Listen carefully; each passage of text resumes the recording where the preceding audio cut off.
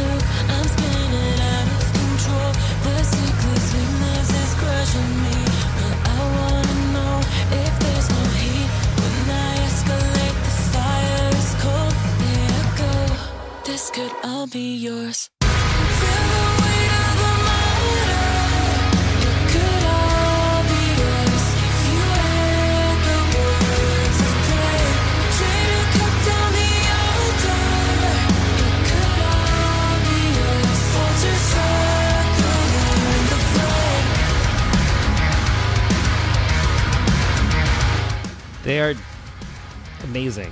That band is just spectacular. Like I want to say, I don't know where they came from. Just like, they just came out of nowhere, but they didn't. I mean, they were the singer and the guitarist at the very least were I Wrestled a Bear Once, or at least the guitarist was the original member, one of the original members of I Wrestled a Bear Once, they were awesome, and then Courtney LaPlante joined as the vocalist of I Wrestled a Bear Once, and I believe that they got married and created Spiritbox, and they've just been dropping just incredible stuff. They're amazing. I cannot wait to see this band live. They're definitely they have to be probably the band I'm most excited to see that I haven't seen yet, and the most excited to play with that I haven't played with yet, and just like they're so unbelievable. They put out I think maybe 10 or 11 songs so far, and they're just all really great, and there's such a large variety. This one I feel like really ties together all of their influences in a big way, and it's one of the coolest music videos I've ever seen in my life. The lighting is just, I can't even wrap my head around it, and the colors and like the way that they're coordinated with their outfits, especially Courtney's hair. It's just, the whole thing is it's just completely unbelievable and next level. So yes, Spiritbox, you need to check them out like right now. Next, 21 Pilots have been putting out new songs. I don't love them as much as Blurry Face. You know, that album was so amazing. And I mean, the last album even, you know, I liked better than what they're putting out now. But I don't not like what they're putting out now by any means. It's really good. So 21 Pilots, Choker. Here we go.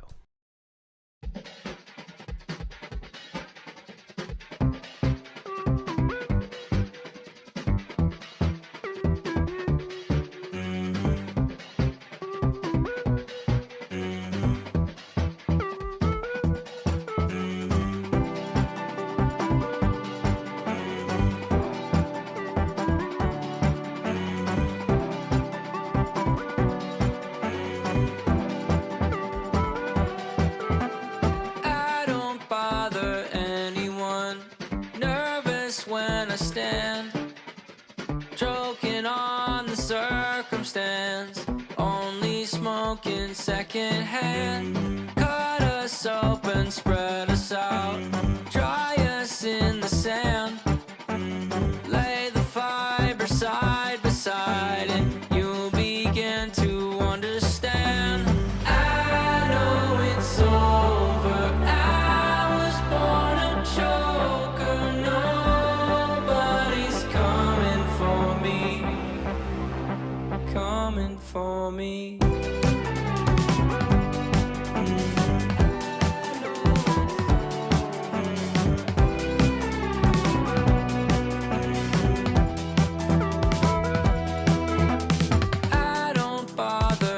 Yeah, this is one of those bands where I will end up liking what they do more the more that I listen to it.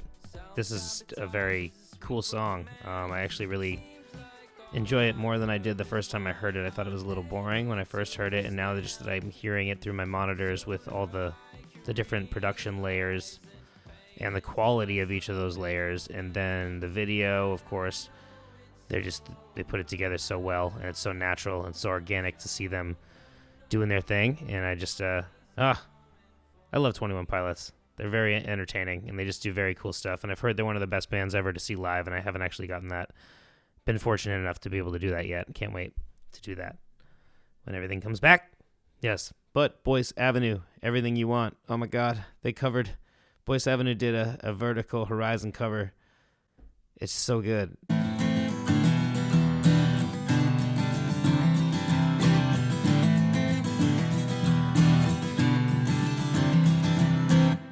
Somewhere they're speaking, it's already coming in. Oh, and it's rising in the back of your mind. You never could get it unless you were fed it. But now you're here and you don't know why. But under skin knees and the skid marks, past the places where you used to learn. You howl and listen and wait for the echoes of angels who won't return. He's everything you want, he's everything you need, he's everything inside of you that you wish you could be. He says all the right things at exactly the right time, but he means nothing to you and you don't know why.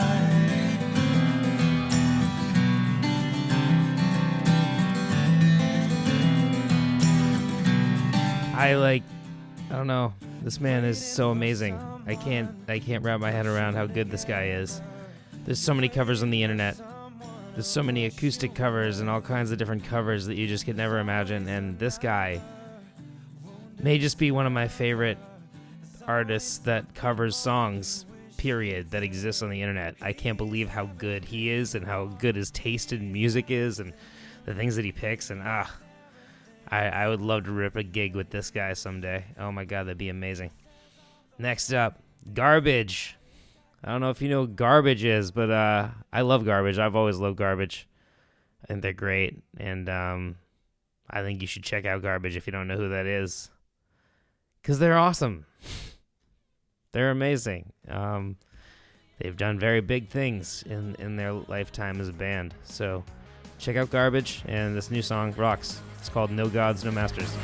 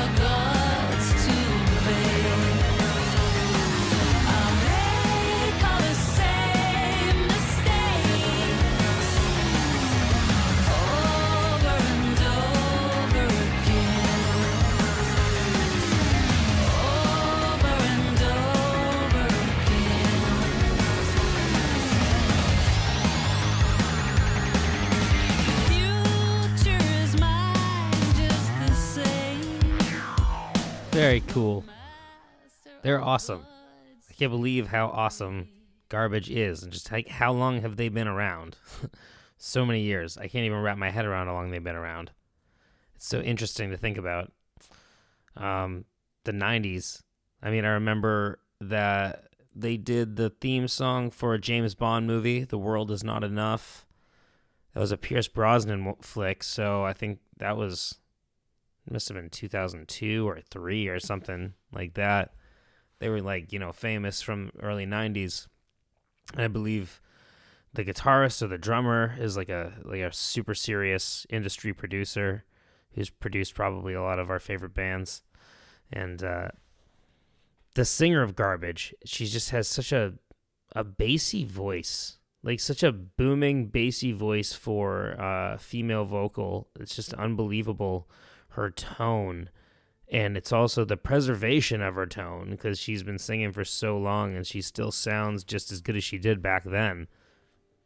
Wonderful. I love it. YMCA. Go on YouTube if you want to see me do that dance. I did it really good.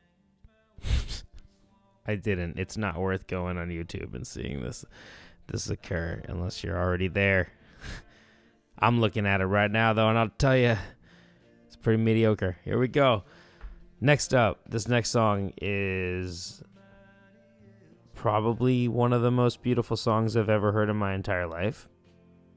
It just hits like a freight train. It's very emotional, but also not. It's like from the perspective of somebody who really hurt somebody, who really cared about them, but they really don't care and they just don't know why. And it's like having been most of the time pretty much just the person that does the caring as opposed to the person who does the hurting.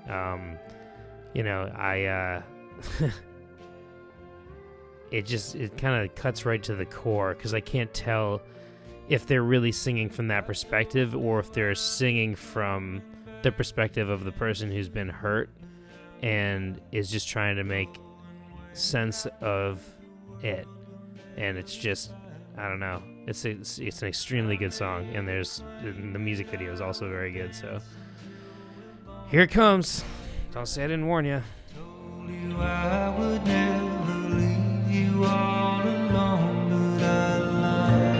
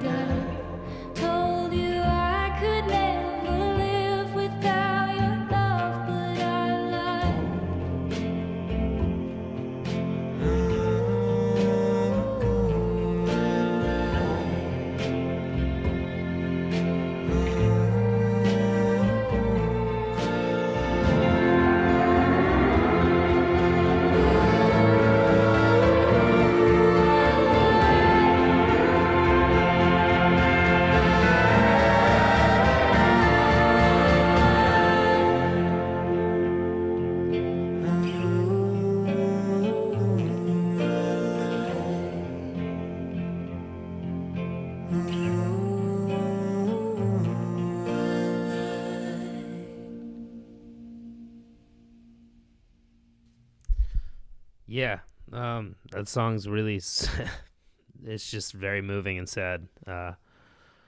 Moving on, historical shout out goes to Neil Young this week. I love Neil Young. He's awesome. If you don't know who Neil Young is, you should go inform yourself. Here's a little clip from Old Man. It's just such a good song. I play it at probably most of my acoustic gigs because it's such an easy go-to, for sure. And everyone should be aware of Neil Young and just how magnificent this person is. He's still kicking, still playing. I think he's like in his 80s right now, doing his thing. He's like the folk Ozzy Osbourne. Here we go. All right, old man. Old man, look at my life. I'm a lot like you were. Old man, look at my life. I'm a lot like you were.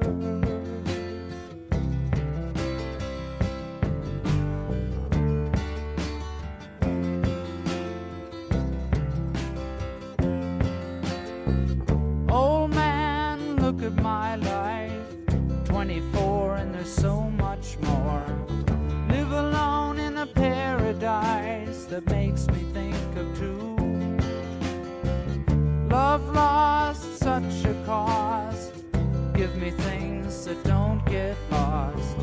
Like a coin that won't get tossed. Rolling home to you.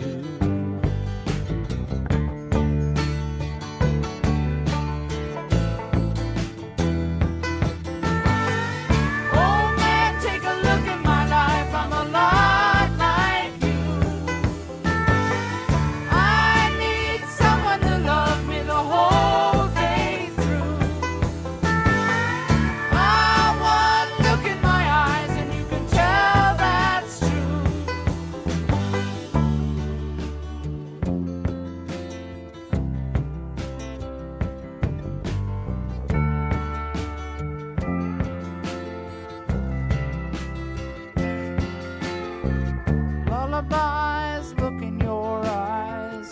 Run around the same old town. Doesn't mean that much to me. He's such a gem. That song is so good. Neil Young does he's done just many great things in his career. And he sings some very, very amazing songs.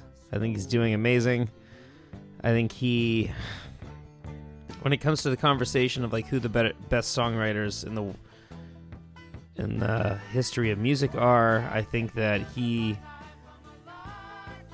doesn't get as much credit as he should because of Bob Dylan, which doesn't really make sense to me because I like Bob Dylan. I mean, I love Bob Dylan, and Bob Dylan was amazing.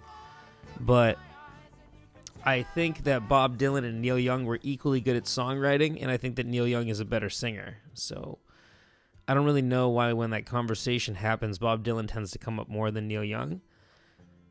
It doesn't really make sense to me because I feel that Neil Young is, this is not an insult to Bob Dylan because we're talking about Neil Young, we're talking about some of the best musicians, singer-songwriters in the world that have ever existed in the world. But I think Neil Young has more talent than Bob Dylan did because I think that he can write songs that are just as good and just as moving and maybe even more artistic and more metaphorical. Because Bob Dylan was very direct and Neil Young was very metaphorical and indirect, like the needle and the damage done. I mean, I guess that is direct, but I always kind of saw that as like a needle in a haystack comparison, metaphorical. Maybe I was just misreading that, but I don't know. There's a whole lot of different things, but that's the thing. Neil Young, you can kind of make those things because it's all poetic and indirect and metaphorical, and Bob Dylan's more direct. He's very good at writing directly, but I mean, that's easier to do than writing in metaphor.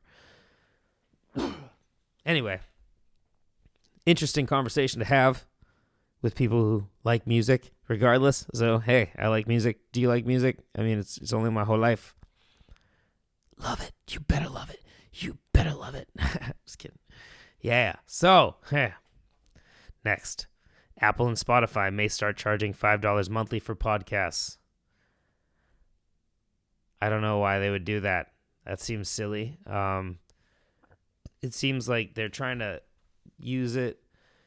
They're trying to say that the reason for it is because then they can put more money in the pockets of the people who don't have enough followers to have like a sponsorship platform.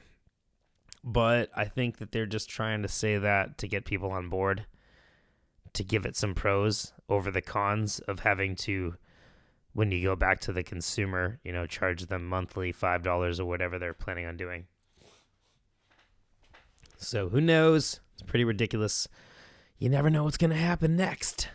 They just keep on throwing bills at you. It's great. It's a good time. Not really. Next, this is fun. This is a good time. Canadian woman hits a low note of C1, breaking the world record for lowest note sang by any woman. That's super awesome and impressive and cool. And I got the article in the description if you are curious as to specifically how it went down, where it went down, when, why, what, when, how, all that noise, Next, rapper Kodak Black pleads guilty to biting a girl against her wishes, justifiably gets assault and battery charge. Yeah. What is the deal? Like, why is it becoming, normal for musicians to do things like this? Maybe it's not. Maybe it's just that they're under such a microscope that every little thing they do gets blown out of proportion. But then again, maybe it's that the industry and the upper echelons of the industry, or people that are in that position of fame, have been normalized to make a habit of, it's just been normalized that they will do whatever they want to do, which is a disgusting thing. You think about it, and you go back to, in your not your memory, but when you think of history, think of medieval times when there was the noblemen, the noble people, the nobles. They weren't really noble, but they were called the nobles because they're the upper class. And then you have the peasants and the people that, the nobles are able to survive because of, but they don't have to acknowledge that because the upper class are rich and the lower class are not, and they have to work in order to live, but that work is how the upper class is able to survive, but the upper class doesn't appreciate the lower class, and that's just pretty much how existence works for some reason, because once you don't have to worry about surviving, apparently it's okay to not be a good human being. And it's really not at all. And it never has been. And the fact that so many people on such a large scale are able to pretend that that's not the case and kind of just treat people of the lower class who work their fingers to the bone to make society work, that needs to change. But so I got so far off track. What's my point, and how does it tie back to rapper Kodak Black? He doesn't seem to be so fazed by the fact that he assaulted a woman, by the fact that he invaded her personal space and did something completely unfathomable to most of us. He doesn't really seem too fazed by that, and that bothers me. That makes me think that maybe he's done it a million times, and there's just this one woman who's like, okay, I'm going to say something. I know I'm going to probably catch a bunch of heat for it. I'm going to get all this negative attention, but I'm going to do it anyway.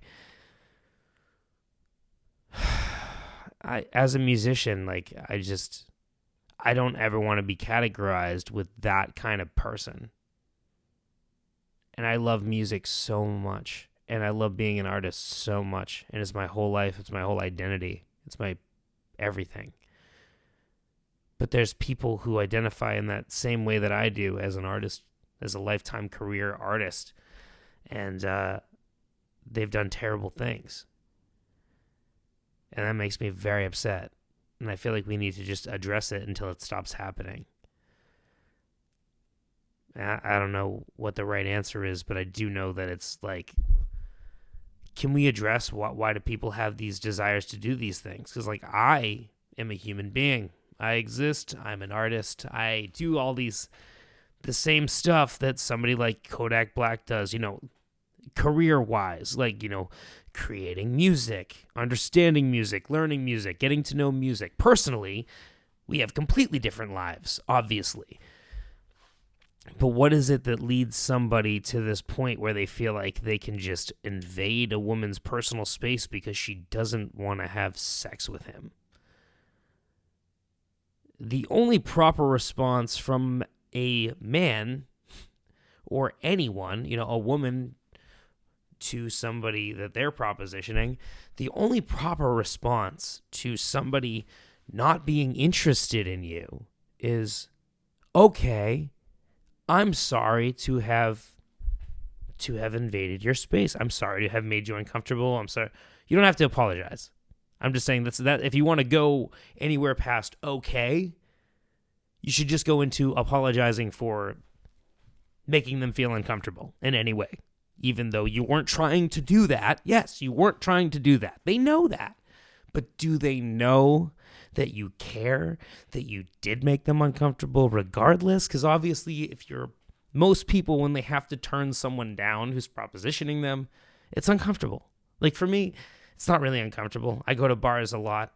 I do a lot of things in places where people want to try and talk to me. And I'm just like, and I'm very used to just being like, okay, nah. I don't feel weird about it. I just say no. But I mean, I'm also, a dude with some muscles. Not everyone is a dude with some muscles. And sometimes they get approached by a dude with some muscles. Not me, because I don't really do that stuff. It's just, I don't know what's it going to take for people to understand what respecting personal space is, what respecting personal boundaries are, what getting to know somebody means, what the differences between the energy involved with somebody you're just going to hook up with for the night and somebody who doesn't do that and just wants to get to know people before they do anything of that sort. And the fact is, you need to be okay with whatever that person decides is their personal limit, is their personal boundary. The fact that there's so many men that don't get this is like, it makes me angry. It makes me very angry. I just want to scream in the face of every guy who doesn't get it. I probably will, if I come across any. But thankfully, in my general orbit, I know a lot of very respectful men, very respectful people. The only time I hear about that stuff is, when it goes viral and nonsensical. I mean, I can't say I haven't had personal experiences with guys who treat women terribly. That made me very upset to have ever called them a friend, which is, the worst feeling in the world. But we're not going to get into that. Next up. I have an article in the description if anybody's curious. Artists, if you're curious, what music publicists do and how they help. They're very helpful if you pick the right ones. Some of them don't know what they're doing, but you can go and you can see what their track record is for the most part. And if you find one with a good track record and you give them a chance, a lot of the time they'll get you on a lot of different blogs, they'll get you on a lot of different articles, it'll get your content rolling and moving in a way that you can't do by yourself because you're not a publicist who knows how to do it. Because they create relationships with all these different publications that are able to give you more exposure. And I know a lot of artists who are against spending money on their craft. And as an artist who spends a great deal of money on his craft, I can't say anything to them. I can't be like, you do realize this is a business that you're trying to open and that this takes time and money and lots of strategy and all these different things that you need to put into it. And it's like when they don't get that, I don't want to sit them down and have this conversation because they're either going to agree with me or not agree with me. And I'm not going to take the chance that they're not going to agree with me and waste my time explaining to them what a business is. Because they should know that. Why would I? It doesn't make sense. But why are there all these musicians who are just afraid to spend money on their craft? It's because there's so many people trying to rip them off and exploit them. But You have to do your research, and you have to get to know people who have done it successfully. There's always people in that area, but there's so many people who want to just get jealous instead of ask questions, which is just, again, something I'm just not. It is not how my brain has ever worked, so I don't get it. But, like, don't do that. Why do you do that? I don't know. If you're a person who does that, I'm sorry. Next up, 8 best animal-fronted metal bands. Yes, that's an article in the description. If you want to go be blessed with some animal-fronted metal bands, you go right ahead. And last but not least, they set up a rave in Chernobyl. It sounds like it's safe. They're trying to rejuvenate the area. I guess it's not so bad, but I mean, like, just it's kind of hilarious. They're just all gonna they're gonna go out there, and just go nuts, and just be on Molly and be at Chernobyl. I really hope it's safe. But I think there's no doubt about the fact that the energy in that area, the chakras, probably going to be not spectacular. I can't really imagine that it's going to be, like a healthy environment for cultivating friendships and having fun. But I hope it helps the area. I'm not trying to be a jerk. I am a nice person. I'm a nice boy with a hoodie on. Just call me a hoodlum, because I am a hoodlum. That's what I am. Love you. You're awesome. Oh, I would talk for longer, but I have no more memory on my phone. I'll see you later.